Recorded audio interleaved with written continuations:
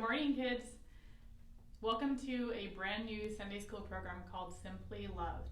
Before we get started, I want to ask you a question. If you could choose one pet, would you choose a pet lion or a parakeet? It's kind of an easy question, right? Well, I want you to settle in, kind of. Don't get too settled because you have to help me tell this story. And we're going to explore a story from the Bible. But like I said, instead of just listening, you're going to actually help me tell it and play an important part. Okay? So here we go. In the beginning, God created the heavens and the earth, including lions and parakeets. They're both pretty cool. We can read about them and other things God made in the first book of the Bible, Genesis. The word Genesis means beginning, and Genesis is the beginning of God's love story for us. The world began because God made it. Let's take an imaginary field trip and explore the world God made. I'll be the tour guide. First, let's imagine we're going outside. Okay, go get your jackets. Just kidding. It's like 108 today. So let's read what God made first. This is from Genesis chapter 1, verses 1 through 5.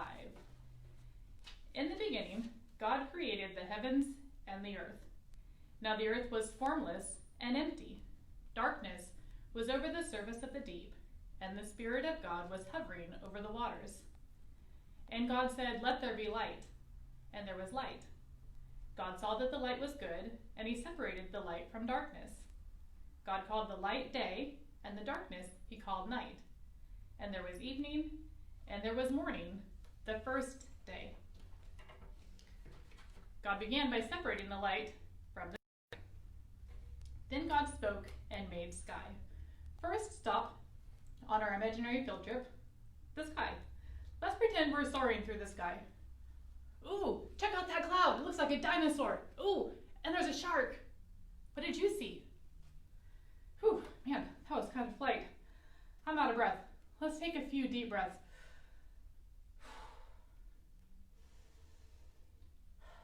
Okay, I feel better.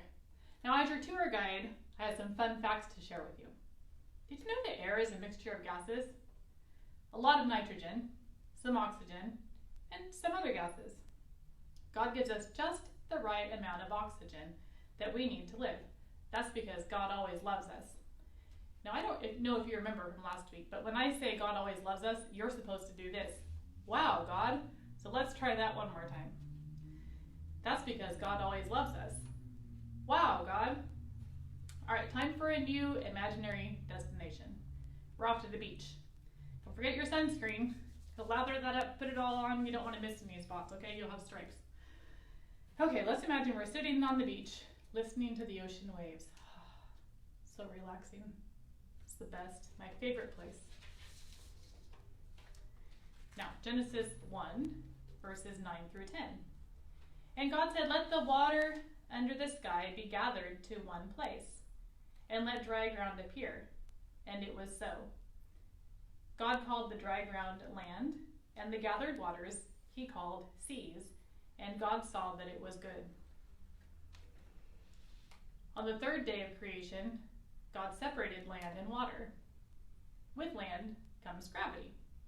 Gravity keeps us from floating off into space. So let's do some gravity experiments. All right, I want you to stand up. Come on, stand up. And I want you to jump and try to stay off the ground, okay? Ready? I'll try it with you. Ready? Don't want you to jump and stay off the ground. Oh man, let me try that again. You know, no matter how hard I try, I can't stay off the ground. What goes up must come down. God likes order, and he thought of everything we'd need, like gravity. You enjoy gravity's force, and you can go ahead and sit back down and hear what God created next. Genesis chapter 1, verses 11 through 12. Then God said, "Let the land produce vegetation, seed-bearing plants, and trees on the land that bear fruit with seed in it, according to their various kinds." And it was so. The land produced vegetation, plants bearing seed according to their kinds, and trees bearing fruit with seed in it according to their kinds. And God saw that it was good. Now, let's imagine that we're in a garden. Okay, you gotta get back up again. You gotta help me with this garden, okay? Let's work on these tomato plants, and hey, you know what? Go pull those weeds over there. There's some weeds over here. Let's get those weeds out of there. All right, you guys keep working and you can listen while you work, all right? God made plants that produce fruits and vegetables for us to eat. Did you know that eating plants that have vitamin A, like carrots, is good for your eyes? And eating oranges and broccoli does keep your teeth and gums healthy. Living without teeth and eyes is kind of difficult. Could you get that? Come on, you try talking without teeth. See how easy it is.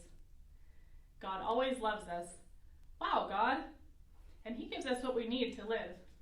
On to the next stop on our imaginary field trip. We're going to outer space. Strap on your spacesuits. 5, 4, 3, 2, 1, blast off! Ooh, I see something round and shining in the night sky. What could that be? Genesis 1:14 through 19 tells us that God also made the moon, the stars, and the sun. Did you know that moon's gravity affects the earth too? It causes the ocean's tides. God always loves us. He created the scientific forces needed for us to survive. All right, I think I said that last one was our last stop, but this is really the last stop. God's creation. Let's go to the zoo. God made fish and birds and animals to live in the world he created. Shout out some of God's creations with me on the count of 3. I want to be able to hear you through that screen, okay? A kind of fish, a kind of bird, a kind of bug, and a kind of animal. Wow, you guys have some great ideas. This is our Bible story poster for the day. Maybe I should turn this way. God creates the world, Genesis 1 through 25. All right. God said everything was good. Creation shows us his love, because God always loves us. We see God's love everywhere. God gives us everything we need to live, including good friends to talk to. Think about this. What's your favorite thing God made, and why do you like it? Share that with someone in your family that's near you. Now, I have an assignment for you. I want you to create a picture. Picture a space that was made just for you. Perhaps it's your bedroom, or maybe your classroom at school. And I want you to draw the room that you're in, or the room that you're thinking of.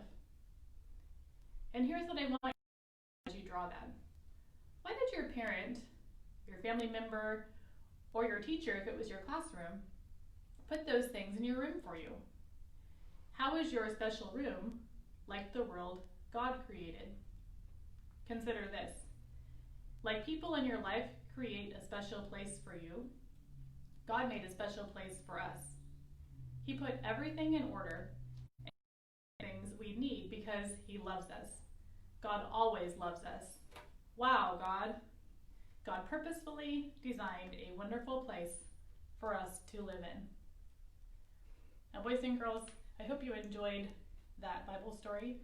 I want to let you know that there are more parts of this lesson available to you on the church website. You can hear a message from Savannah, our Bible memory buddy, some of the songs from this week, and you can also email me if you're interested in some take-home pages or Bible memory buddy stickers. Have a great week. We'll see you next week.